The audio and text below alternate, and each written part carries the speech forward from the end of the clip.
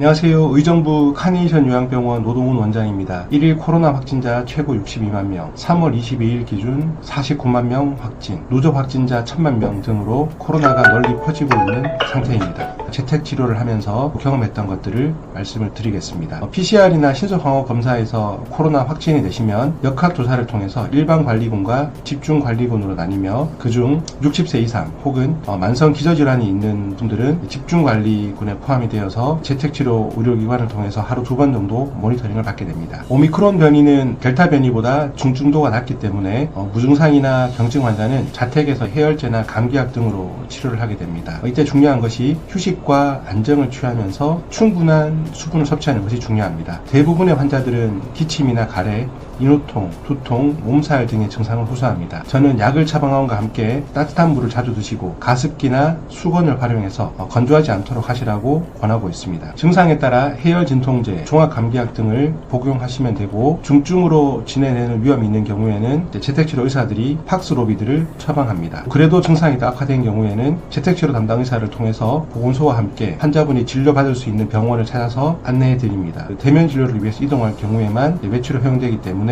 주의하시는 것이 좋습니다. 코로나19로 재택치료를 받으시면 치료에 대한 비용, 약값에 대한 본인 부담금은 없습니다. 간혹 코로나 이외에 다른 약 처방을 원하시는 분들이 계시는데 그런 경우에는 진료비와 약값이 발생합니다. 약 처방을 해드리면 환자분이 계신 가까운 약국으로 처방전을 보내드리는데 요즘 확진자들이 많다 보니 약국마다 약 재고가 모자라는 경우가 있습니다. 그래서 댁에서 조금 먼 약국으로 이제 처방전이 발송되는 경우가 있어서 불편해하시는 경우가 있으시더라고요. 대안으로 약국에서 퀵 서비스로 약을 받으실 수 있는데 의정부 기준으로 15,000원 정도의 퀵 비용이 발생하며 이 비용은 환자분께서 부담을 하셔야 됩니다. 약국에도 밀려드는 처방전으로 일이 늦게 처리되는 경우가 있어서 양해를 부탁을 드립니다. 오미크론은 몸살이나 발열로 시작을 해서 인후통, 기침으로 넘어가는 경우가 많습니다. 주로 상기도의 염증을 일으켜서 인후통 증상이 심하고요. 인후통 증상이 시작되기 전에 충분한 수분 섭취를 통해서 인후두부의 점막을 촉촉하게 해주면 좋습니다. 이로써 바이러스 농도를 낮추고 가래를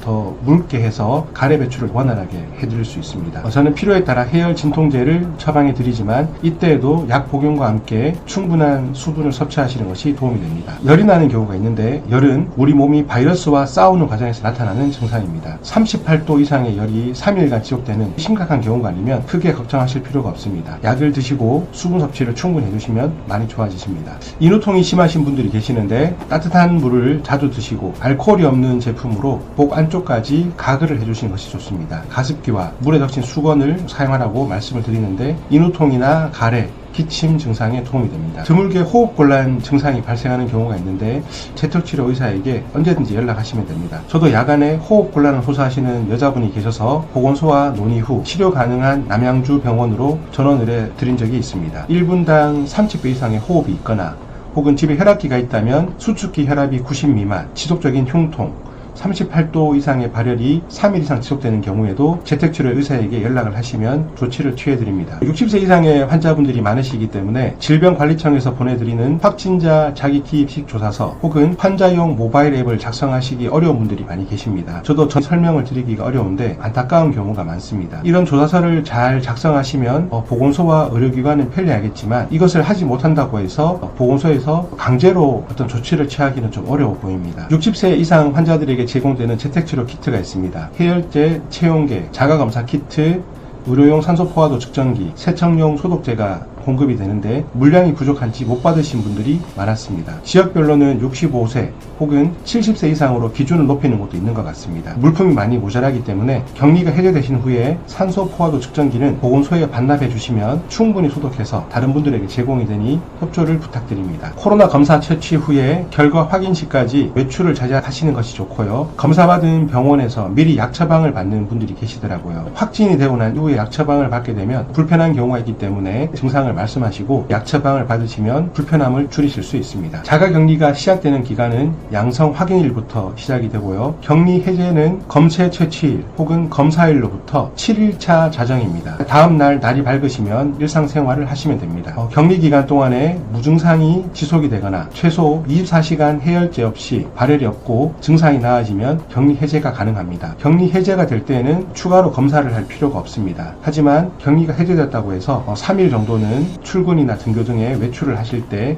KF94 혹은 동급의 마스크를 착용하시는 것이 좋고, 다중이용시설이나 감염 취약시설 등은 피하시고 사적 모임을 자제하시는 것이 좋습니다. 동거인은 확진자의 전염력이 높은 시기에 공동생활을 하기 때문에 동거인은 확진자가 확진된 이후 3일 이내에 검사를 받고 음성으로 나올 때까지는 자택에서 대기하시는 것이 좋습니다. 이후 6에서 7일 차에 신속항원 검사를 받으시고 양성으로 확인되면 PCR 검사 혹은 전문가용 신속항원 검사를 받으시면 좋습니다. 동거인의 건강관리도 중요한데요. 코로나 의심 증상은 37.5도 이상의 발열, 기침, 호흡곤란, 오한, 근육통, 두통, 인후통, 부각, 미각 수실 등이 있으며 동거인도 반드시 KF94 이상의 마스크를 착용하시고 개인 방역 수칙을 철저히 지키시면 좋습니다. PCR 검사 시점과 증상 발생으로 전염력이 큰 시기는 2, 3일 정도의 차이가 날 수 있습니다. 그렇기 때문에 격리가 해제됐다 하더라도 열이나 인후통, 기침 등의 증상이 있다면 사람과 접촉을 피하시는 것이 좋습니다. 제 지인 중에서도 코로나 격리 해제 후에 후유증으로 힘들어하시는 분들이 계시던데 이런 현상을 롱 코비드라고 합니다. 감염 3개월 이내에 특별한 원인이 없이 불편한 증상이 나타나서 최소 2개월 이상 지속되는 것을 말합니다. 연구에 따르면 코로나19 감염자 10에서 20%가량이 롱 코비드를 겪는다고 하고요. 주요 증상은 기침, 가래, 호흡곤란 등의 호흡기 증상, 피로감, 무력감 등의 전신 증상, 기억력이나 사고력 저하, 두통, 어지럼증, 수면장애 등의 신경학적인 증상, 우울증, 불안감 등 심리적 증상, 미각이나 후각 상실 등이 있다고 합니다.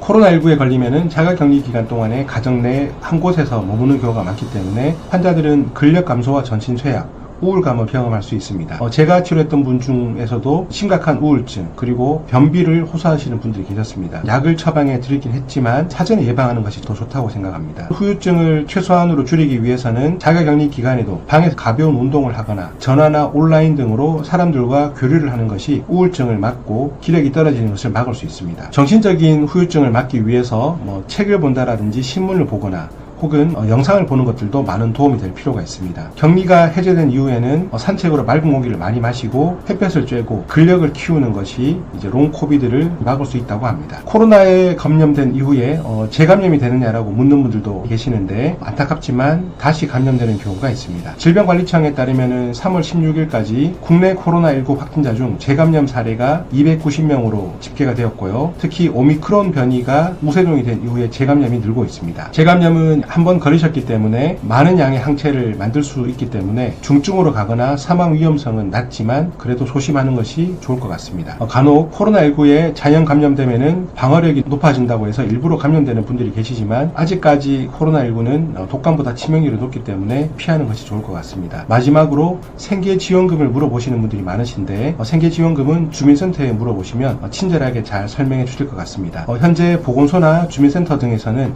많은 선생님들이 정말 자신의 능력을 200% 이상 발휘를 해서 업무를 하고 있습니다. 하지만 전화 연결이 잘 안 되거나 답답한 경우가 많은 것으로 알고 있습니다. 그렇지만 침착하게 마음의 여유를 찾으시고 연락을 하시면은 각 기관에서 잘 안내해 주실 것으로 알고 있습니다. 오늘 저의 영상이 코로나 재택치료로 힘든 시간을 보내시는 분들에게 조금이나마 도움이 되기를 바랍니다. 지금까지 의정부 카네이션 요양병원 노동훈 원장이었습니다. 감사합니다.